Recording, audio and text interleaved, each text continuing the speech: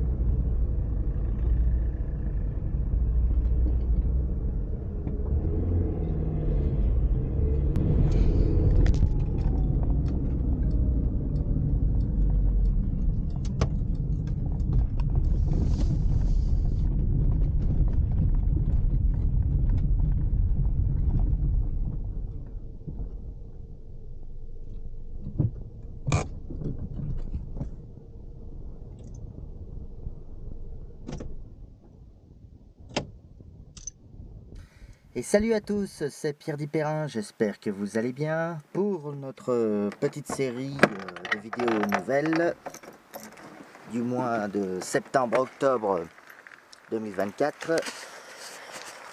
Alors aujourd'hui, c'est la 5e je crois vidéo, oui, la 205.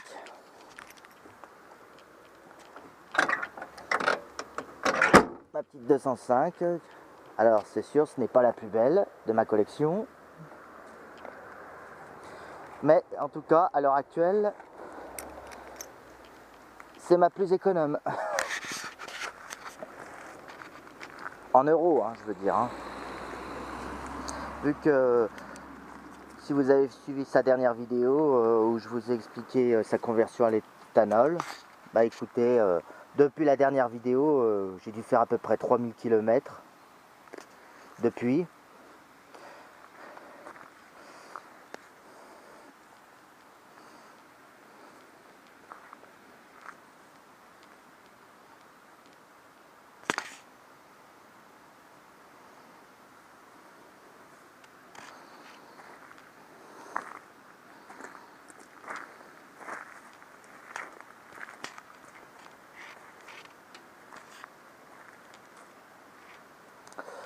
Voilà, donc toujours dans le même état, toujours défoncé un peu partout.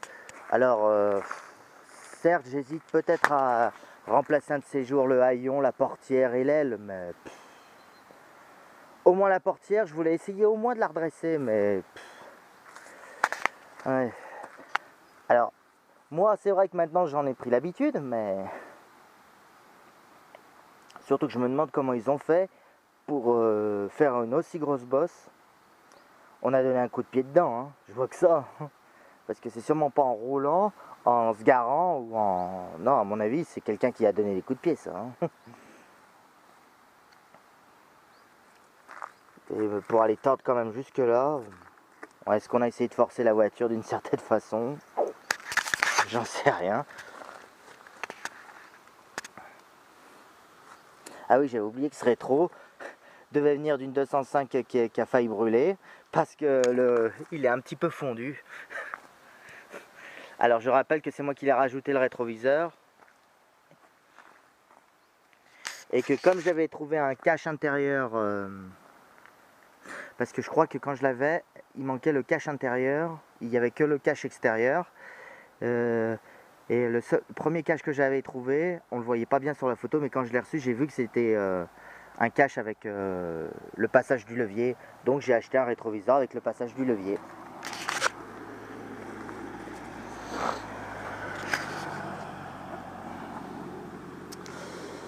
Voilà. Bon ben, elle par contre, comme la 200 Super 5 d'ailleurs, n'a pas fait partie des victimes des pneus crevés. Pourtant c'est aussi deux voitures à moi qui dorment dehors. Donc je pense que j'ai été visé, mais je sais pas, le gars devait adorer les 205 et les Super 5 parce que ce sont les deux qui n'ont pas été touchés. Ouais, je parlais de peut-être changer la portière parce que le problème c'est que cette voiture a passé tellement de temps dehors que la peinture blanche a un peu jauni. Et je sais pas si ça se voit à la caméra, mais j'ai dû changer la calandre parce que le logo Peugeot, je l'ai perdu sur la route, sur l'ancien. Et c'est bête à dire, mais les gens sur internet juste vendent le logo super cher. Par contre, la calandre complète, ils le vendent à prix raisonnable. Bon, il faut dire que mon ancienne calandre était un petit peu cassée, il tenait que par une patte et deux vis. Là au moins j'ai trouvé une calandre, je sais pas si c'est vraiment tout à fait le même blanc. Bon, en vidéo je sais pas si ça se verra, mais faut vraiment le voir de près pour voir que qu'il y a une légère différence. Mais bon, je sais pas si un de ces quatre j'investirais dans une porte arrière, parce que sinon elle l'ouvre et elle ferme correctement, ça c'est pas le souci, hein, mais... C'est vrai que j'aurais pu au moins essayer de la redresser, même si en général j'évite parce que quand c'est moi qui essaye de redresser quelque chose en général c'est pire. Bon, le coffre je m'y amuserais même pas, surtout que c'est en plein derrière les renforts. Surtout que je me demande vraiment ce ils ont dû taper une barrière là pour que ça fasse une ligne droite, ouais comme ça, ils ont dû taper une belle barrière quoi, en reculant.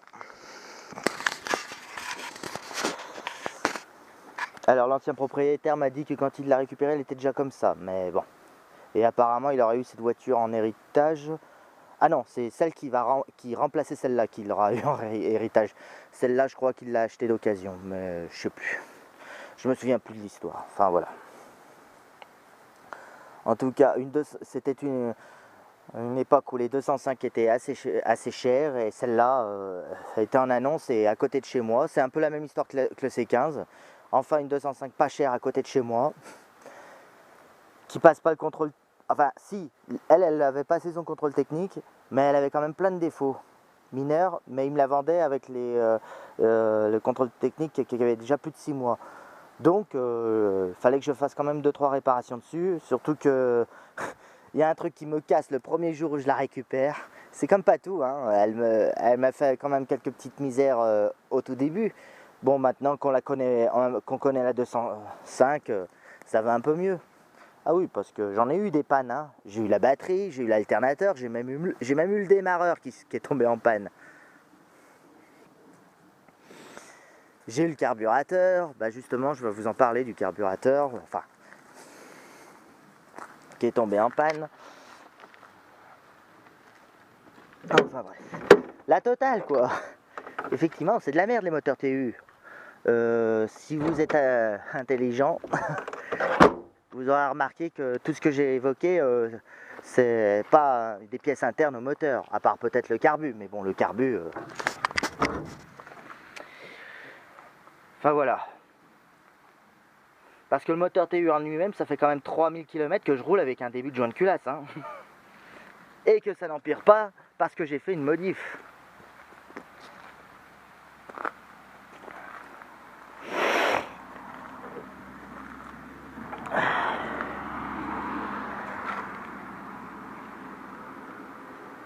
Excusez-moi, je regardais un truc que par les RFLJ, mais voilà.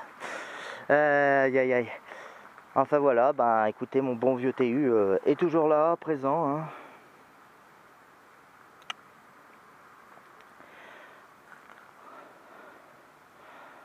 Le seul inconvénient que j'ai à lui reprocher, pour le moment, c'est qu'il est très chiant à froid. Moi, c'est tout ce que je lui reproche, c'est qu'il est très chiant à froid. Parce qu'il a besoin de starter assez longtemps quand même. Hein. Alors je sais pas si pour vous tous c'est le cas. Et je dis pas ça simplement parce que que je l'ai converti à l'éthanol. Parce que c'est sûr que le fait de l'avoir converti à l'éthanol, ça n'a pas arrangé.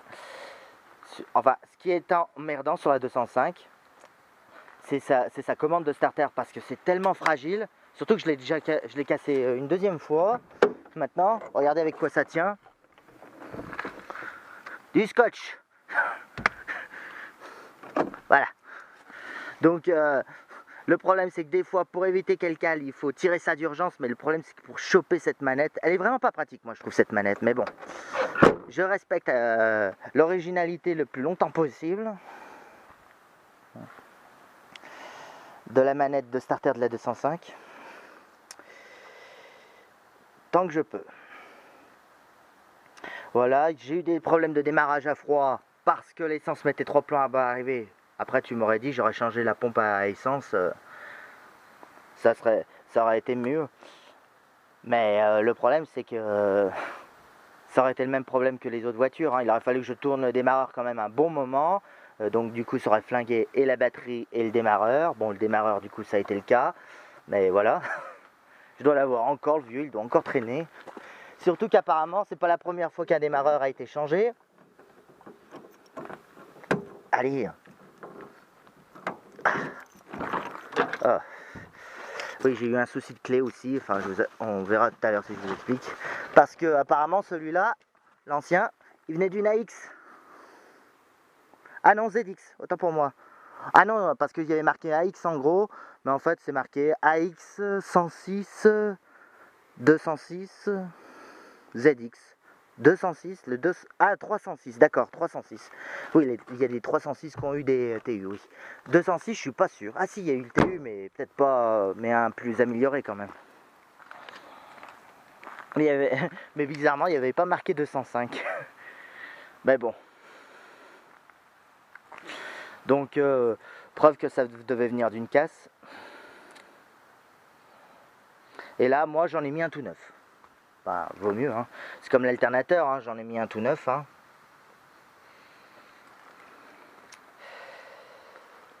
J'ai même dû changer le boîtier d'allumage, mais pour le coup, là, c'est moi qui l'avais cassé.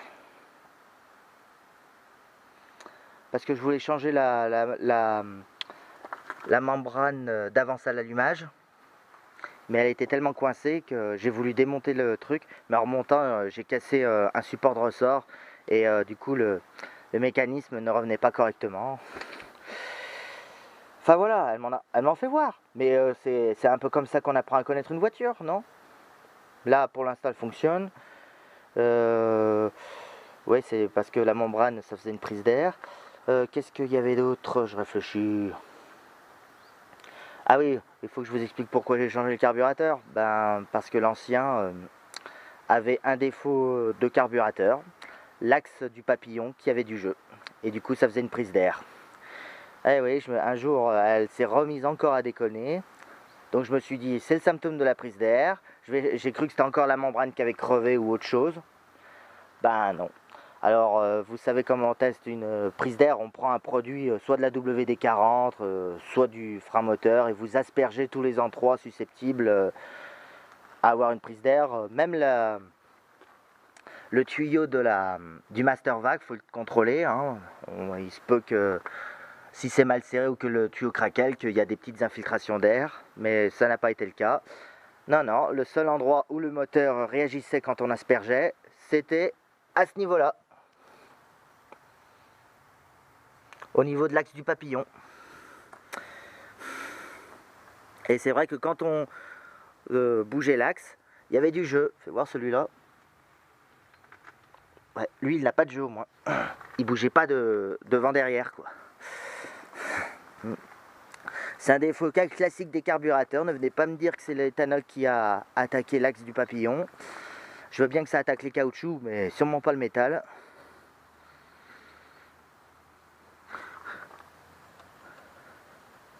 Non, il n'y a pas de jeu du tout. L'autre avait vraiment, effectivement, du jeu, hein. Donc voilà, donc j'ai dû remplacer le carburateur pour ça. L'avantage que j'avais, c'est que j'avais déjà un carburateur d'avance. Pourquoi? Parce que, comme la Super 5, il y a une pièce du carburateur que j'ai dû modifier pour l'éthanol. C'est la buse de la pompe de reprise. Et à la Super 5, j'avais juste retrouvé la pièce de rechange pour le carburateur.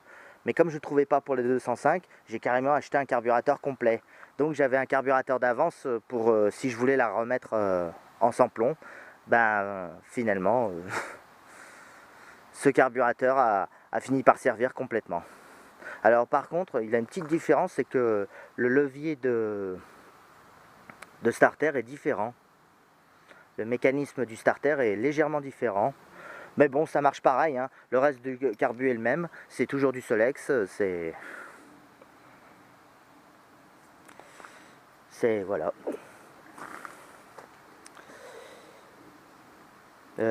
Ah si, alors bon, je repense à RFLJ qui, enfin la 205 de René d'RFLJ qui, lui, cherchait cette partie-là en automatique, alors que moi c'est le contraire, je recherche ça mais en manuel. Parce que, en fait, bon, si j'ai bien compris, bon, René, il veut pas se faire chier tout simplement à passer du mode chaud au du mode froid. Et moi, le problème, c'est que comme elle marche à l'éthanol, j'ai besoin qu'elle aille chercher de l'air chaud plus tôt. Genre là, par exemple, ce que j'ai dû faire, normalement, ce tuyau-là, il est relié d'abord à là, puis après à là. Ben moi, j'ai dû relier directement à là pour qu'il passe directement en mode hiver.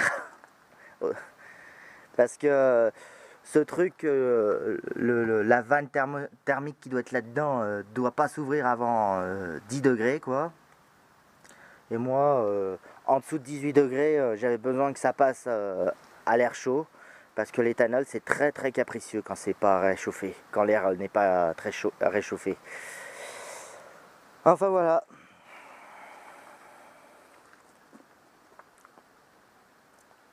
Pourquoi? Moi, j'en cherchais un manuel parce que c'est quand même plus pratique.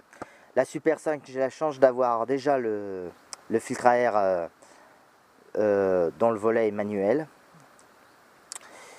Mais j'avoue que apparemment, c'est que les moteurs 1 litre qui l'auraient en manuel. Moi, j'ai le 1 litre 1. Et apparemment, ça serait que les moteurs 1 litre. Parce que René, la sienne, c'est une 1 litre justement. Et la 205 que le garage auquel j'ai acheté, où j'ai récupéré la 405 et la 309, qui me proposait une 205 dont les papiers n'ont pas été retrouvés, j'avais gardé les photos et je me souviens que le moteur, lui, c'est un 1 litre. Et comme c'est une GL comme la mienne, l'autre jour j'ai regardé et j'ai vu que ça c'était manuel aussi. Donc apparemment c'est que les moteurs 1 litre qui l'ont en manuel. Après pour les modèles j'allais dire merde, à injection monopoint, je sais pas comment ça se passe, mais voilà.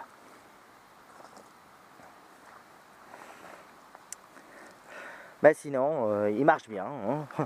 Allez, va-t-elle me faire un fiasco comme la 2 chevaux?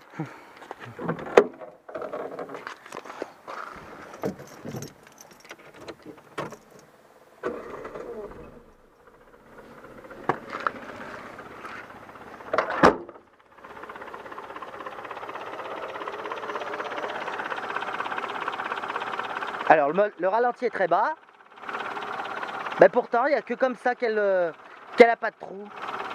Il est bizarre ce moteur TU.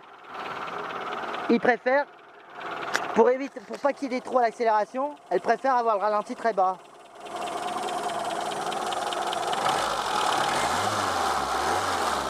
Vous voyez, il n'y a pas de trou. Et toujours à l'éthanol, hein.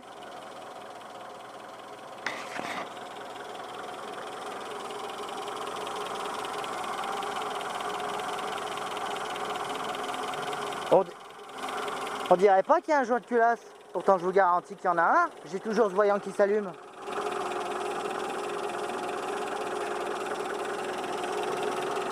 Mais bon, moi je suis sûr que vous remplacez tous vos thermostats 89 degrés par du 83. Vous n'entendrez plus parler de joint de culasse, hein. Moi j'en suis sûr, hein. Après, c'est que mon avis. À vous de faire ce que vous voulez, hein, mais moi je suis sûr que c'est pour ça que les TU font des joints de culasse, parce qu'ils ont mis un thermostat trop élevé. Regardez, moi j'ai mis un thermostat 83, ça fait 3000 km que je roule comme ça.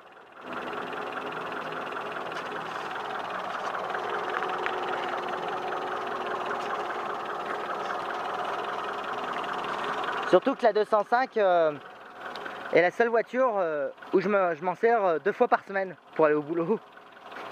Oui, c'est vrai, le lundi c'est la 309, le mardi c'est la Super 5, le mercredi et le jeudi c'est la 205, et le vendredi c'est le C15. Enfin, c'est le C15 et la BX, mais la BX je m'en sers pas pour aller au boulot. Enfin, si des fois je m'en sers le jeudi quand le vieux taco est fermé. C'est le rare fois où je prends la BX pour aller au boulot, mais sinon, si le vieux taco est ouvert la semaine, je la prends le vendredi soir.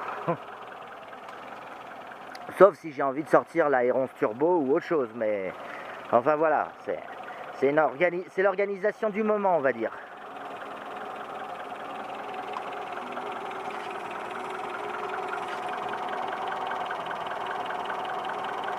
Il y avait aussi des problèmes de démarrage à chaud, mais ça c'est quand elle tournait à l'essence parce que ça allait un peu mieux quand j'ai changé le boîtier transistorisé qui est contre l'allumeur. Mais il arrivait quand même qu'elle avait du mal à démarrer. Mais alors je n'ai plus jamais eu de souci depuis qu'elle est à l'éthanol. Pour une raison que j'ignore.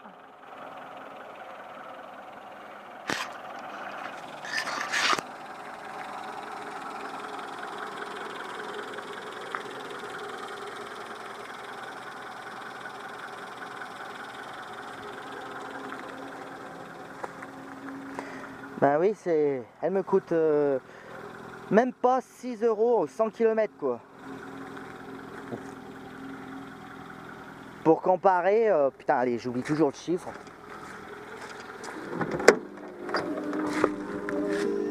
Excusez-moi pour la musique. Ah, shit. La 309 qui consomme à peu près 5 litres 3.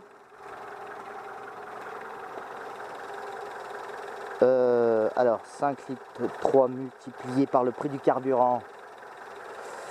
Il était à 1,55 il me semble la dernière fois. Ouais, 8,21 €.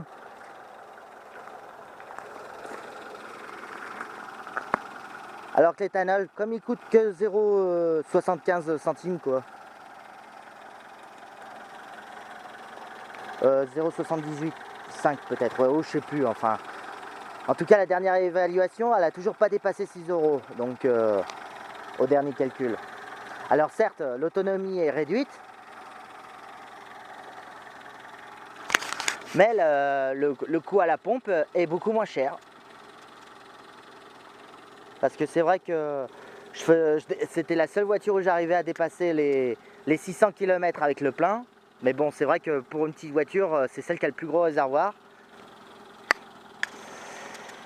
Mais bon, avec l'éthanol, ça redevient à peu près c'est redescendu à peu près à 600 km l'autonomie. Mais bon, je pars pas non plus en voyage avec. J'aurais voulu partir avec la Super 5 en voyage plutôt. Bon, parce que la Super 5, l'avantage c'est qu'elle est un peu moins chiante à froid. Parce que la commande de starter, elle au moins n'est pas fragile. Mais elle au moins, elle tient le ralenti à l'arrêt, à froid. C'est pas le cas à elle, quand on coupe le starter à fond. Elle, faut vraiment attendre que l'aiguille du... Je suis toujours obligé de prendre le mano parce que le moment où je suis sûr qu'il faut couper le starter, c'est quand l'aiguille atteint 80 degrés quoi.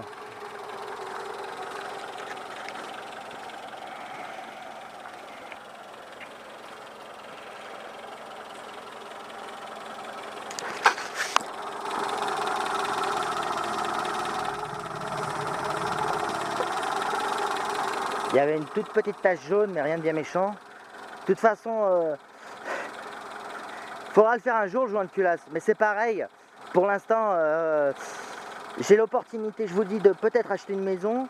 Bon, alors ça va pas se faire tout de suite, là pour l'instant c'est en négociation. Mais si ça se fait, en plus ça sera, je pense, pas avant l'année prochaine, minimum. Parce qu'il y a plusieurs projets à cette maison à réaliser. Pas que pour moi, même si maintenant moi je serais prioritaire après les 2-3 trucs qu'il faudrait régler quoi, sur la maison. Après ça dépendra du prix, soit du prix de la location, soit du prix de l'achat. Parce que voilà, ils savent même pas s'ils veulent la louer ou la vendre cette maison pour l'instant. Donc je vous dis pour l'instant, c'est en négociation. J'en saurai plus fin octobre ou pendant le mois de novembre, j'en sais rien. Enfin voilà.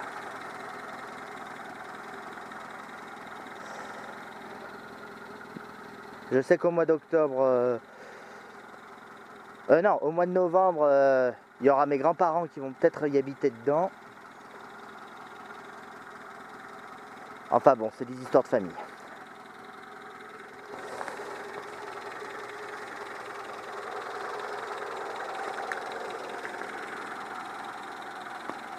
Voilà, bon, je lui ai changé le pare-choc, mais bon, c'était une voiture qui a, qui a été bien défoncée, alors... Mais bon, au moins, c'est un peu comme dans le temps, hein, c'est toujours les voitures les plus moches qui coûtent les moins chères. Bah, tu me diras peut-être qu'aujourd'hui aussi, hein, les voitures les plus moches sont celles qui coûtent le moins cher à l'utilisation. Je me demande si une voiture électrique coûte aussi peu cher aux 100 km.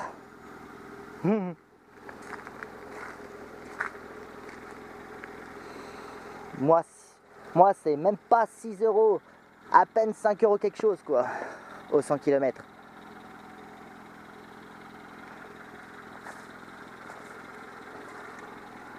Putain, ouais, le ralenti est tellement bas qu'elle monte même pas en température. L'aiguille est toujours figée à 80. Bon, après, c'est autre chose quand quand je roule et que je me trimballe en ville, mais là, c'est juste qu'elle bouge pas, en fait. Après, on n'est plus en été, hein, donc ça va peut-être empirer avec l'hiver qui arrive, hein, donc je vous tiendrai peut-être au courant en hiver.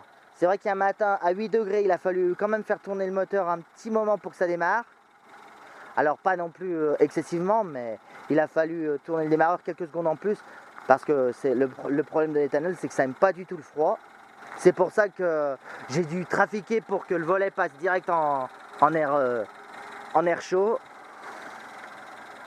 Parce que sinon ça faisait aussi des trous. Mais ça faisait pas le même, mais c'était pas le même symptôme, c'était pas le symptôme du trou d'air cette fois. Là c'était plus des ratés à l'allumage.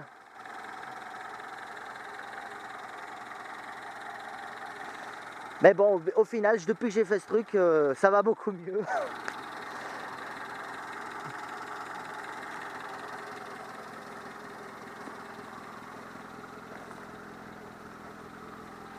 Alors, je vous dis, le seul truc qui m'emmerde, c'est juste quand elle est froide. Tiens, vous regardez, il s'est encore allumé ce saleté de voyant. Oh la vache, il vient de s'éteindre. Oh putain, j'espère que vous avez vu le point rouge. Donc, le petit rappel qu'il y a toujours un joint de culasse, quoi.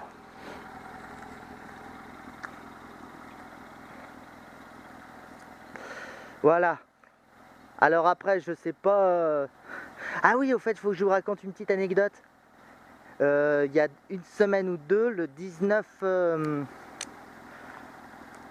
septembre, je crois, en rentrant chez moi, j'ai doublé un youtubeur, je sais pas si vous le connaissez, c'est Idriss le Nomade. Il devait aller chez ses parents parce que, bon, je sais que ses parents habitent sur Lyon. Et en rentrant chez moi, j'ai doublé Idriss le Nomade sur l'autoroute.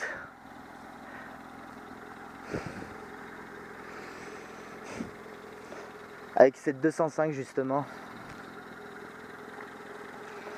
Bon, ça m'étonnerait que lui me regarde mes vidéos, mais...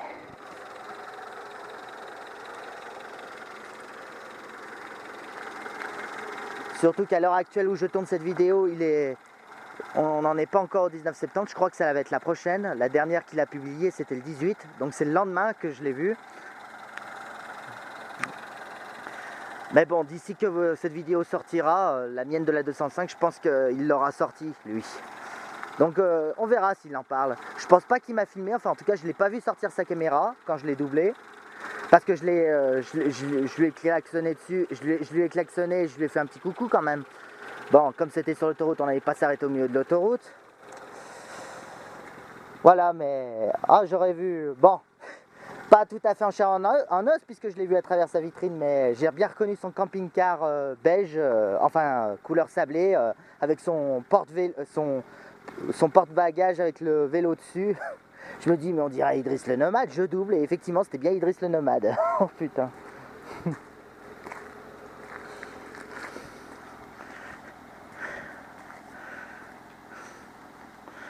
Bon, c'est qu'une petite anecdote comme ça, voilà.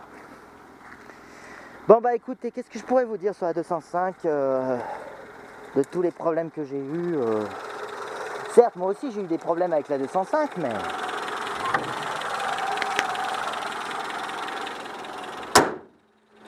mais rien de bien méchant quoi. Hein.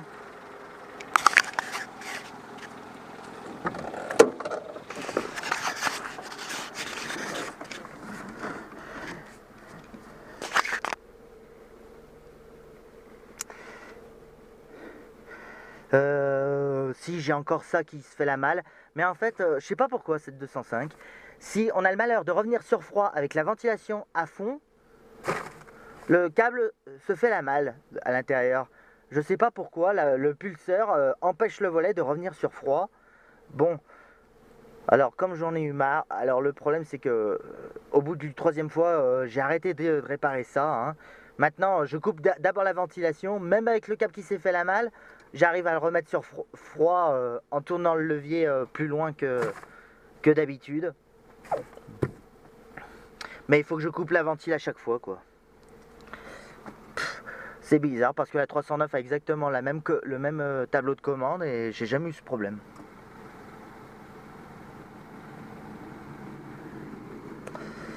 Enfin voilà, ma petite 205 dépouillée niveau équipement, mais c'est ce que je voulais. Hein. Je voulais pas qu'elle ait les mêmes équipements que la 309 pour pas avoir l'impression d'avoir la même voiture. Hein. Même les cadres de panneaux, même les cadres des poignées de porte sont, enfin les enjoliveurs de poignées de porte sont différents.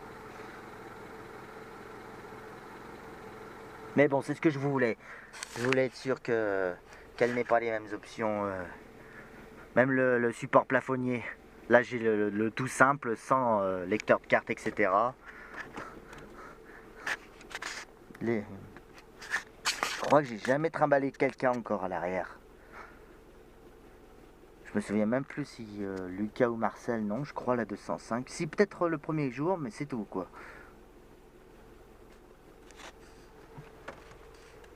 Ah si, il y a ça aussi que j'ai eu. Bon, le levier bon, la tôle de levier de frein à main, ça, j'en avais parlé d'abord. Non, là, cette fois, c'est que j'ai eu un souci de ceinture sécurité. Mais il faudrait que je le redémonte parce que il est tellement courbé, celui-là, que j'arrive plus à remettre le cache correctement parce qu'il appuie trop dessus. Donc il faudrait que je le démonte et que je le passe à l'étau, le support de ceinture. Juste pour le redresser un peu, qu'il soit un peu plus droit. Ouais, parce que je sais pas pourquoi il ressort autant comme ça. Pourtant, c'est bien une ceinture pour 205. Oui, parce que l'autre, la ceinture voulait plus s'accrocher dedans. Je sais pas pourquoi. Donc j'ai dû changer la ceinture de sécurité, cette partie de la ceinture de sécurité. Il y a une anecdote intéressante, je suis également Annabelle la coccinelle et c'était au même moment où elle a publié où son chien avait bouffé sa ceinture de sécurité. Je sais pas si c'était une coïncidence, mais au moment où elle a publié ça, c'était le moment où j'ai eu ce problème. Pour ceux qui suivent Idriss le nomade et Annabelle la coccinelle, enfin voilà. Tiens, regardez, il s'est rallumé. Voilà, donc le petit rappel qu'il y a un joint de culasse.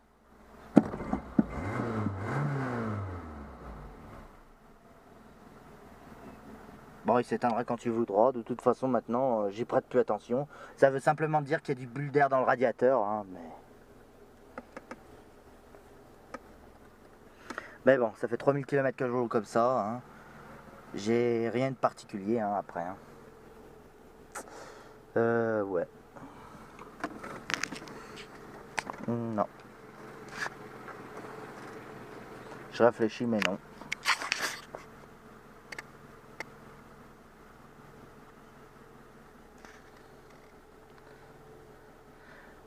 Bon bah écoutez, je pense avoir plus de choses à vous dire sur la 205. Après je sais même pas, vu que j'ai pas d'écran sur cette caméra, à combien j'en suis. Mais je pense que je vais conclure cette vidéo là-dessus. Hein. Alors comme d'habitude on va terminer par une petite balade. Donc si cette vidéo vous a plu, un gros pouce bleu, un commentaire pour me dire ce que vous en pensez. Et à bientôt pour de prochaines vidéos. Allez merci, à plus. Alors...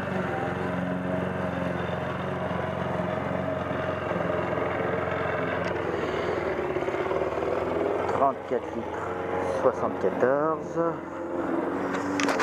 divisé par 4,84, allez 4, donc 7 litres 1 multiplié par 0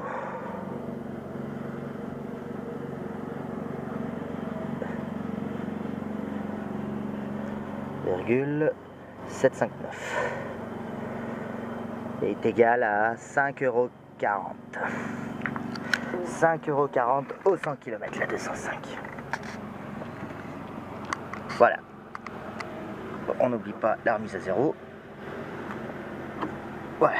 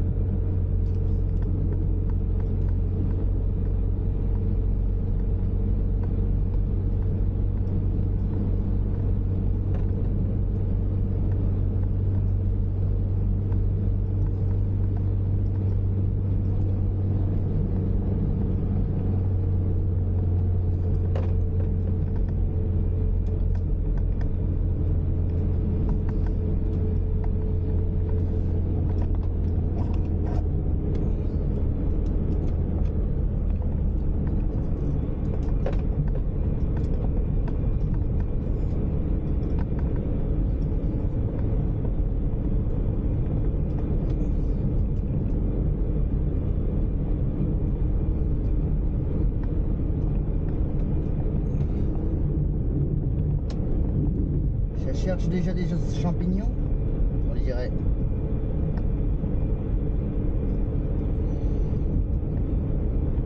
C'est qu'on doit être en automne déjà. Je sais.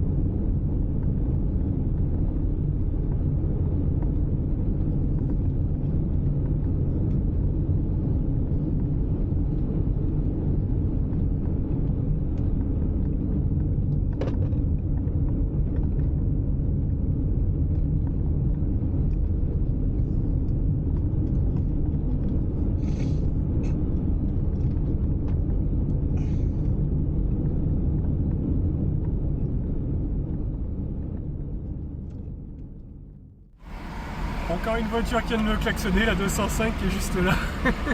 Et tous mes abonnés sont ici, c'est la folie. Idriss, une vraie star. Je vais bientôt signer des autographes, je crois.